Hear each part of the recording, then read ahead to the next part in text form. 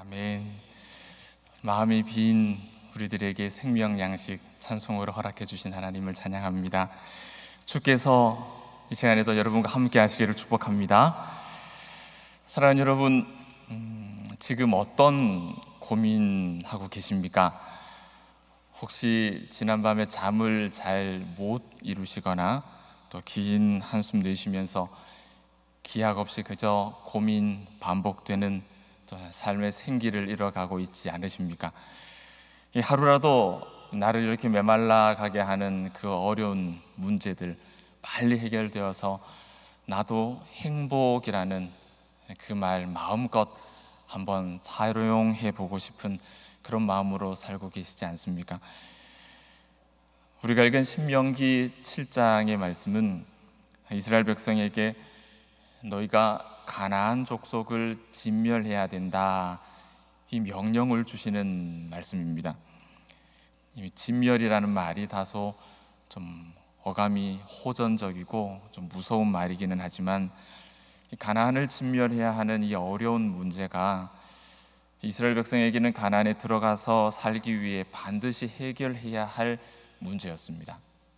동시에 또 하나님을 따르는 백성에게 주어진 하나님 자녀로서의 의무이기도 합니다. 명령이기도 하고 의무이기도 한 이 어려운 문제가 비단 믿음의 조상들에게만 있었던 것 같지는 않습니다. 쳐들어가서 다른 누군가의 땅을 빼앗아야 되는 그런 어려운 문제는 아니겠지만 우리에게도 해결하지 않고는 인생의 한 걸음도 나아가기가 어려운 고달픈 문제들이 다 있습니다. 지금 이곳에서 우리가 하나님의 나라를 이루고 살아가는 이 그리스도인의 삶 그 자체가 우리에게는 굉장히 어려운 문제들입니다. 신명기 7장, 가나안 정복이라는 문제를 해결해야 하는 조상들, 그리고 지금 이곳에서 하나님께서 주신 명령, 또 의무이기도 한, 또 반드시 넘어야 하는 인생의 큰 문제, 감당해야 하는 우리들에게 하나님의 명령이 이렇게 주어졌을 때 어떻게 그 명령을 이루어낼 수 있을까? 그 말씀, 그 비법을 가르쳐 주시는 말씀입니다. 정리를 하면 믿음의 조상들에게 주어진 문제는 우리가 과연 저 가나안, 저 큰 거인들을 이길 수 있을까? 이 문제고요. 지금 우리들에게 주어진 문제는 우리가 과연 이런 시국에서, 이런 세상에서 구별된 하나님의 사람으로 잘 살 수 있을까? 이런 문제가 되는 것 같습니다. 오늘 말씀은 이 문제에 관해서 시대를 초월하는 굉장히 근본적이고 또 포괄적인 해답을 제시합니다. 여러분, 저와 여러분은 하나님을 믿는 사람이 맞습니까? 아멘이십니까? 그렇다면 저와 여러분은 이 하나님의 말씀을 인생의 기준으로 고백하는 믿음의 사람이 맞습니까? 과연 그렇다면 오늘 우리가 마주하고 있는 이 질문, 가나안 족속을 어떻게 이길 수 있을까? 또 이 세상을 어떻게 이겨낼 수 있을까? 이 질문에 대한 대답은 굉장히 간단하고 쉽습니다. 우리가 싸워서는 승산이 없고 하나님께서 대신 싸워 주셔야 합니다. 이것이 답이에요. 어떤 종류의 문제라도 문제 해결의 궁극적인 방법은 하나님을 의지하는 것이다. 우리 모두가 알고 있죠. 대답은 정말 간단합니다. 이 대답을 오늘 우리가 읽은 이 본문의 말씀을 그대로 빌려서 표현한다면 구원의 기억이 우리를 이기게 한다, 이렇게 표현이 되겠습니다. 여러분, 이 사실을 믿으십니까? 우리는 이 말 보통 하나님께 맡긴다라는 말로 이렇게 많이 표현하는 것 같아요. 같은 뜻이지만 뭔가 조금 다르게 느껴지지 않으십니까? 구원의 기억이 우리를 이기게 한다, 하나님께 맡긴다, 같은 뜻이에요. 근데 어감이 조금 다르죠. 하나님께 맡긴다는 말은 우리에게 익숙한 말이긴 하지만 사실 어딘가 모르게 좀 모호하고 분명하지 않은 갑갑함을 느끼는 분들이 계십니다. 하나님께 맡긴다, 뭘까? 여러분, 하나님께 다 맡깁니다 라고 말할 때 여러분 구체적으로 어떤 그림을 구체적으로 그리면서 그렇게 표현하십니까? 하나님께 맡긴다라고 말하면 그 순간 모든 염려와 걱정이 눈 녹듯이 다 사라지십니까? 우리가 신앙을 가지고 산다는 것은 아무런 고통을 느끼지 못한다라는 뜻이 아니에요. 그런 뜻이 아니죠. 고민하지 않는다라는 의미가 아닙니다. 믿음과 불신, 신불신 간에 사람은 어려움 앞에서 고통을 느끼고 또 잠 못 이루는 고민을 할 수밖에 없습니다. 우리가 하나님을 믿는다는 것은 중요하고 어려운 일을 만났을 때 아무렇지도 않다라는 그런 의미가 아닙니다. 신자도 긴장하고 어려워하고 갈등을 겪죠. 모세가 그랬습니다. 다윗도 그랬습니다. 바울도 그랬습니다. 훌륭한 믿음의 조상뿐만 아니라 오늘 이 자리에 계신 저와 여러분도 고민하고 갈등하고 어려움을 겪습니다. 우리에게 다가온 이 삶의 문제, 그 어려움, 고민, 갈등, 여러분, 우리가 믿는 사람이라는 것, 신자라는 이유로 무작정, 너무 지나치게, 그리고 억지로 그 문제와 어려움을, 그 갈등을, 고민을 가볍게 생각해서는 안 될 것 같아요. 저는 그것이 건강한 신앙으로 여겨지질 않습니다. 결코 좋은 믿음으로 비추어지지도 않습니다. 건강한 신앙이라는 것은 신앙을 가진 신자가 아름다운 이유는 고통을 느끼지 못하는 것이 아니라 그 고통 속에서도 하나님을 붙잡는 것이죠.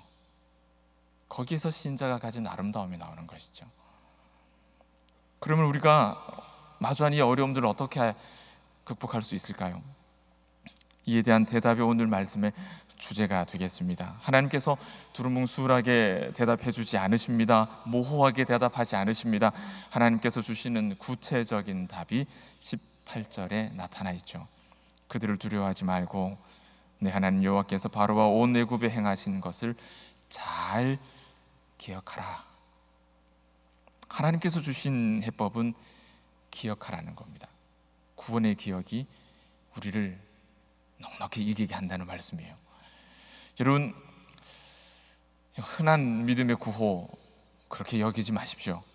이 말씀은 믿는 사람이 마주하고 있는 이 모든 현실의 문제를 극복하는 가장 실질적인 방법입니다. 여러분 믿으십니까?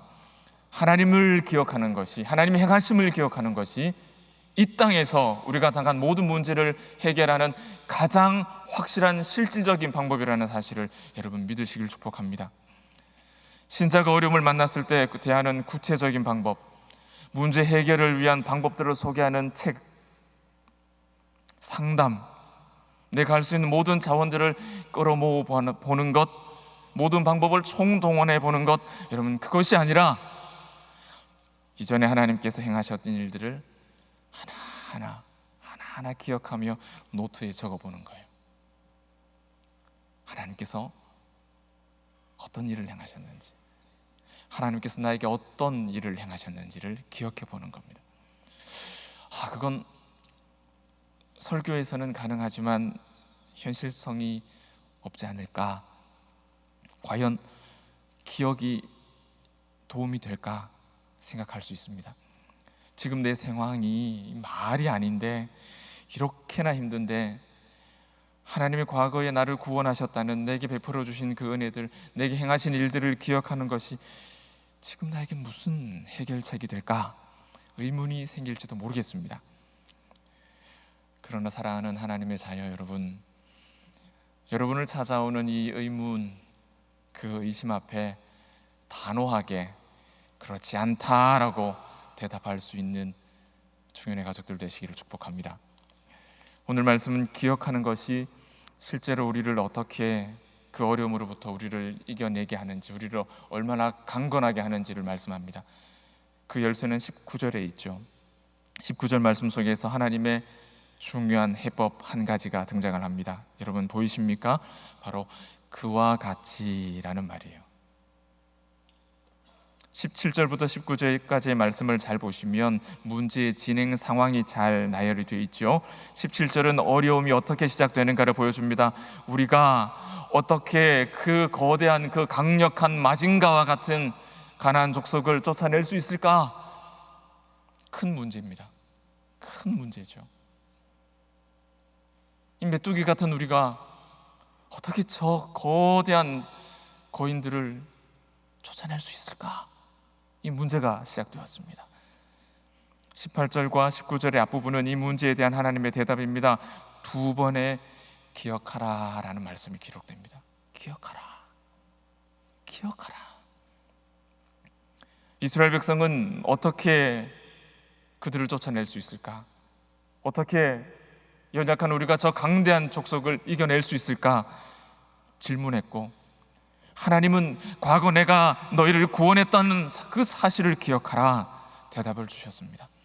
그리고 구체적인 사건으로 하나님의 말씀을 증명하시죠. 그 내용이 바로 뒤에 나오는 그와 같이라는 말이에요. 그와 같이 내 하나님 여호와께서 내가 두려워하는 모든 민족에게 행하실 것이다. 그와 같이 하나님께서 행하실 것이다. 또 한 번 더 말씀합니다. 그와 같이 내 하나님 여호와께서 멸하실 것이다. 그와 같이 하나님께서 행하실 것이다.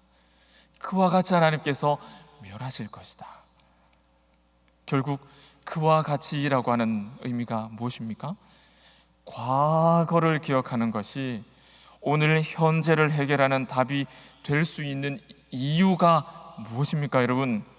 그것은 하나님께서 그때에 행하신 것과 같이 지금도 행하시기 때문입니다. 그것이 하나님의 해법이에요.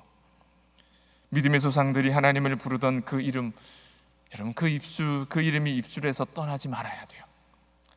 아브라함의 하나님, 이삭의 하나님, 야곱의 하나님, 곧 나와 언약하신 하나님, 그 하나님을 믿으시기 바랍니다. 우리는 믿음의 조상들과 똑같이 문제를 가지고 있습니다. 오늘 다급한 문제를 마주한 사람은 자연스럽게 오늘 지금 이 자리에서 내가 빨리 이 문제를 해결해야 된다는 강박에 사로잡히게 되죠. 빨리 해결해야 되는데, 이거 빨리 해결해야 되는데. 하지만 하나님께서는 과거를 돌아보는 것이 문제를 해결하는 방법이야, 그렇게 말씀해요. 그것은 옛날 이야기를 기억하라는 것이 아닙니다. 추억 먹고 살라는 뜻도 아닙니다. 그리고 옛날에 했던 것처럼 똑같이 하라는 것도 아닙니다. 과거에 하나님의 백성이 당한 감당할 수 없는 문제를 해결하신 그 하나님을 기억하라는 것이죠. 왜 이 기억이 중요할까요? 바로 그 하나님께서 오늘의 문제도 해결하시기 때문에 그 하나님을 지금 내게로 가져오는 것이 중요한 거예요. 이삭은 조상 아브라함의 하나님을 기억함으로 살아갈 수 있었습니다. 야곱은 조상이었던 이삭의 하나님을 기억함으로 살아갈 수 있었습니다. 그 인생의 모든 문제를 해결할 수 있었습니다. 마찬가지로 우리로 아브라함의 하나님, 이삭의 하나님, 야곱의 하나님을 기억함으로 오늘 우리의 문제도 넉넉하게 이길 수 있음을 믿습니다. 신자가 하나님의 말씀을 정직하게 대면하게 될 때 그때 내리게 되는 유일한 결론은 우리를 이기게 하는 힘은 오직 하나님밖에 없다, 이 결론밖에 없어요. 하나님께서는 이 진리를 말씀하기 위해서 우리가 마주한 문제가 궁극적으로 누구의 문제인가를 우리에게 보여주십니다. 오늘 읽은 말씀 속에 등장하는 두 주인공, 두 주체가 있죠. 한번 찾아볼까요? 18절 이하의 말씀으로 보면 주인공이 둘이 등장합니다. 문제를 호소하는 이스라엘이 있죠. 바로 오늘의 내가 한 명의 주인공입니다. 그리고 대답하시는 하나님이 있으십니다. 두 번째 주인공이죠. 이 두 주인공이 하고 있는 일을 한번 잘 정리해 보십시오. 앞서 정리한 내용입니다. 우리는 일반적으로 하나님은 보이지 않는 곳에 계시고 어려움을 겪고 있는 것은 지금의 바로 나라고 생각하기 쉽죠. 그런데 오늘 말씀을 한번 잘 읽어 보십시오. 실제로 싸우고 계신 분이 누구십니까? 문제를 호소했던 이스라엘은 기억만 하면 됩니다. 문제 해결의 최선두에는 하나님이 계십니다. 이것이 오늘 본문이 보여주는 구조예요. 우리 앞에 주어진 이 문제를 해결해 가신 하나님의 방법을 오늘 본문이 이와 같은 구조로 우리에게 보여주십니다. 이스라엘이 기억한 건 무엇입니까? 18절 말씀이죠. 하나님께서 바로와 온 애굽에 행하신 것, 그것을 기억합니다. 19절입니다. 하나님께서 구원하실 때 목격한 큰 시험과 이적과 기사와 강한 손과 편파를 기억합니다. 하나님이 누구신가를 기억합니다. 출애굽 과정에서 이스라엘은 단 한순간도 전쟁터에 나가서 애굽과 싸우지 않았습니다. 단 한순간 단 한 사람도 애굽 군대와 마주한 적이 없습니다. 그들이 했던 일은 그렇게 이스라엘을 이기게 하신 하나님을 기억하고 하나님을 바라본, 하나님이 예비하신 길을 건너는 것뿐이었습니다. 하나님은 무엇을 하셨습니까? 그리고 무엇을 하실까요? 19절이죠. 과거 애굽에서 행했던 것과 같이 오늘 나의 문제 앞에서도 그와 같이 행하십니다. 20절에는 나의 문제를 멸하신다 하십니다. 23절과 24절도 한번 건너가서 보십시오. 문제를 진멸하십니다. 문제를 천하에서 다 사라져버리게 하신다. 이 모든 일을 행하시는 분은 문제를 마주하고 있다라고 발을 동동 구르고 있는 내가 아니라 내 앞에 계신 하나님이십니다.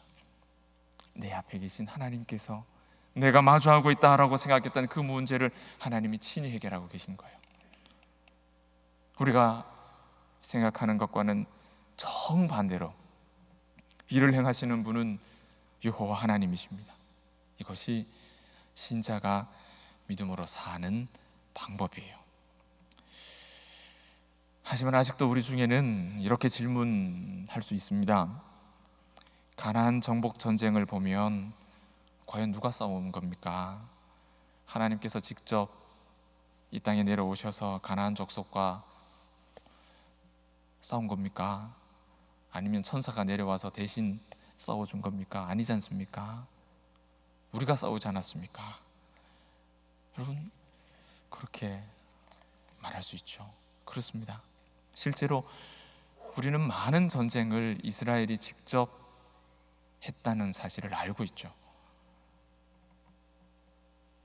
사랑하는 여러분, 하나님께서는 천사들을 보낼 수 없어서 우리가 직접 싸우도록 하셨을까요? 어떻게 생각하십니까? 하나님께서 직접 강림하실 수 없어서 우리더러 너희가 직접 싸워 이렇게 양해를 구하신 것일까요? 그렇지 않죠. 하나님은 그렇게 우리를 방치하지 않으십니다. 이런 생각은 하나님과 우리 사이의 그 언약 관계에서 생각할 수 없는 시나리오예요. 그것은 생각할 수 없는 이야기예요. 우리는 이 말씀을 읽으면서 이스라엘을 위하여 친히 싸우시는 하나님을 목격할 수 있습니다. 몇 가지 예를 한번 찾아볼까요? 홍해 한번 머릿속에 그림 그려보십시오. 홍해 앞에서 두려워 떠는 이스라엘 백성에게 하나님께서 이렇게 말씀하셨습니다. 최근에 새벽 기도에 출애굽기 본문이잖아요. 이미 이 내용들 아마 자세하게 잘 다루어 주셨을 거예요. 너희는 두려워 말고 가만히 서서 여호와께서 오늘날 너희를 위하여 행하시는 구원을 보라. 너희가 오늘 본 애굽 사람을 또 다시 영원히 보지 못하리라. 여호와께서 너희를 위하여 싸우시리니 너희는 가만히 있을지어라. 하나님께서 싸우십니다. 애굽의 군대는 당시 고대 근동에서도 가장 강력했고 그 수도 헤아릴 수 없이 많았습니다. 그들 앞에서 사방이 막혀 있는 그 막다른 골목에 갇혀 있는 그 이스라엘, 시쳇말로 대량 학살이 눈앞에 뻔히 보이는 그런 위경에 처해 있었습니다. 그러나 이스라엘은 단 한 번도 애국 군대와 마주하지 않습니다. 그들은 가만히 있었습니다. 하나님께서 예비하신 마른 길을 따라 홍해를 건너갔습니다. 하나님께서 싸우셨습니다. 여리고 성도 생각해 볼까요?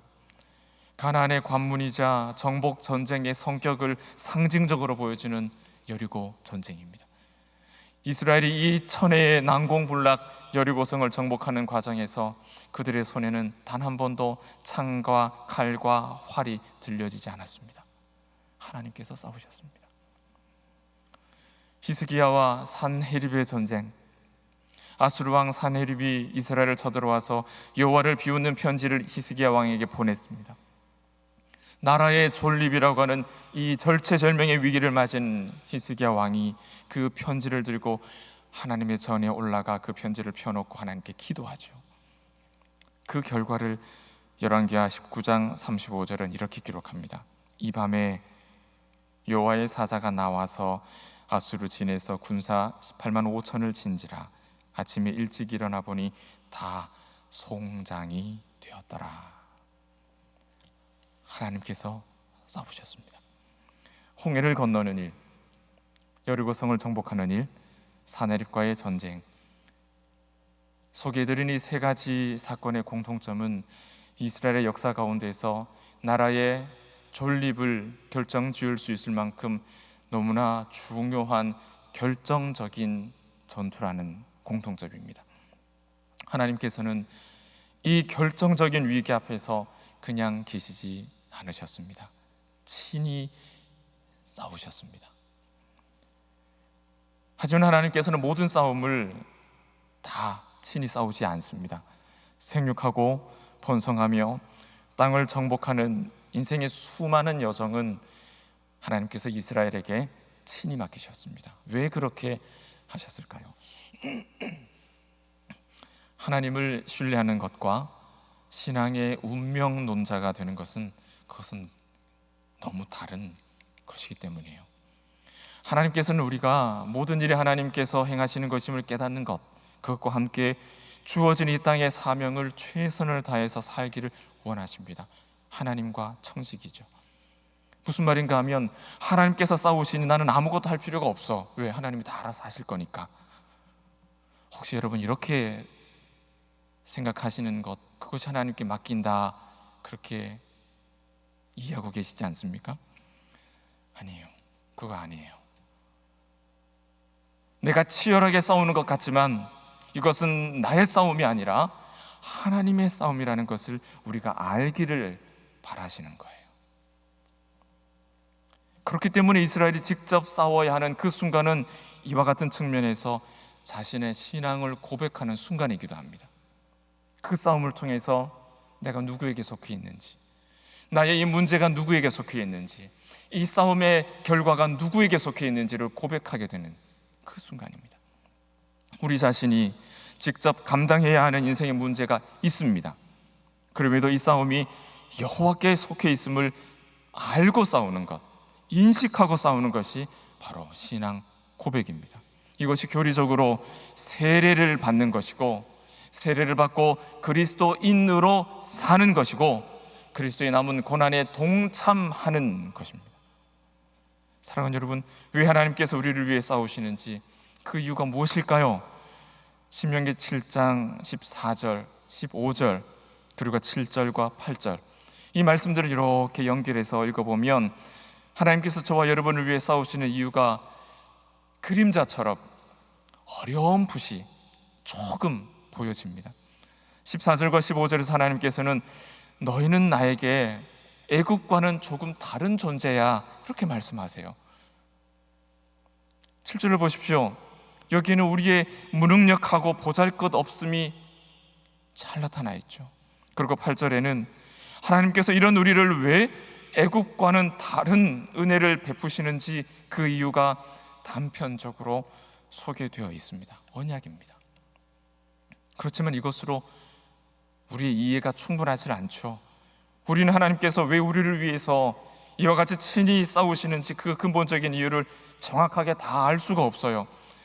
하나님은 우리를 애굽과 다르다라고 말씀하시지만 우리도 애굽과 다를 바가 없는 죄인입니다. 하나님의 주권적인 선택으로 아무런 선을 행함도 없이 독수리로 날개를 받쳐준 것 같이 애굽으로부터, 죄로부터 탈출한 그래서 오늘 우리가 이 땅에서 살고 있는 존재일 뿐입니다. 우리도 그와 같은 존재였습니다. 이런 우리에게 삶의 어려움이 닥칠 때마다 하나님은 한 가지 음성을 들려주십니다. 내가 싸울 것이다. 너는 내가 너를 어떻게 구속하였는지 그걸 잘 기억하면 돼. 그리하면 내가 지금도 그리고 모든 미래에도 내가 너를 구원할 것이야. 그냥 놀라운 은혜일 뿐이죠. 왜 우리를 위해서 이와 같이 싸워주시는지 그 이유가 논리적으로 분명하게 깨달아지지 않아요. 그저 은혜일 뿐이에요. 말씀을 맺습니다. 이 성경 이전 번역 성경 개역 한글 성경 시편 139편 14절에는 성경에 단 한 번 사용된 아주 특별한 단어가 있습니다. 지금 우리가 읽는 이 성경에는 기묘하심이라고 번역을 했습니다. 어쩌면 하나님께 제일 잘 어울리는 표현 같기도 해요. 혹시 무슨 말인지 기억하시는 분이 계십니까? 바로 신묘막측이라는 단어입니다. 기억나시죠? 우리가 가진 이 성경에는 그 단어가 지금은 이제 사라졌어요. 정말 하나님께만 합당한 단어 같아요. 신묘막측. 우리는 왜 하나님께서 우리를 위해서 싸우시는지, 왜 우리를 구원하시는지, 왜 우리를 위해서 이 땅에 아들 그리스도를 보내시기까지 우리를 사랑하시는지 분명하게 또 논리적으로 설명할 수가 없습니다. 지금 이 순간에도 우리 마음 한켠에 우리의 비어있는 그 마음이 하나님을 불평하고 있는 것, 우리가 지금도 바라보고 있기 때문이죠. 그런데 하나님께서는 지금도 내가 어찌 그 큰 족속을 쫓아낼 수 있을까, 이 어려운 일 마주하며 낙심하고 좌절한 우리들에게 말씀하시죠. 기억하라. 그와 같이 내가 너를 위해도 일할 것이다. 이 짧은 음성에 그저 무한히 그냥 위로를 받을 수밖에 없어요. 무슨 말로도 표현이 되지 않는 어려운 때, 그런 때를 지금 계속 지내고 있습니다. 그리고 각 가정마다 개인적으로 그 가족 관계 안에 말로 표현할 수 없는 어려움과 아픔들이 있습니다. 저에게도 있습니다. 하나님께서 지금 우리에게 원하시는 것이 단 한 가지 있다면 그것은 아버지의 그 언약적 사랑 앞에 말없이 그냥 무릎 꿇고 엎드려서 순종하는 것. 오늘 말씀에 제일 첫머리에 기록된 말씀처럼 순종하고 듣는 것, 행하는 것, 그것입니다. 그때 우리 앞에 있는 모든 싸움에 대해서 가장 강하고 가장 날카로운 검을 가지신 용사이신 하나님께서 우리를 위해서 친히 그 어려움과 대면해 주시기 때문입니다. 우리를 이기게 하는 힘, 그와 같이 일하시는 하나님을 기억하는 믿음의 사람이 되시기를 예수님의 이름으로 축복합니다. 기도하겠습니다. 그와 같이 일하시는 아버지 하나님, 아브라함에게, 이삭에게, 야곱에게 행하신 놀라운 역사를 오늘 신음하는 주의 자녀들과 민족과 열방에게도 베풀어 주시옵소서. 크고 작은 인생의 고난 가운데서 낙심하고 좌절한 영혼이 있다면 오늘 하나님께서 들려주시는 이 한 음성을 기억하기를 원합니다. 기억하라. 내가 그와 같이 너를 위하여 싸우리라. 이 언약적 사랑 앞에 말없이 꿇어 엎드려 듣고 순종하는 믿음의 사람 되게 해 주옵소서. 우리를 이기게 하시는 유일한 힘이신 예수 그리스도 이름으로 기도하옵나이다. 아멘.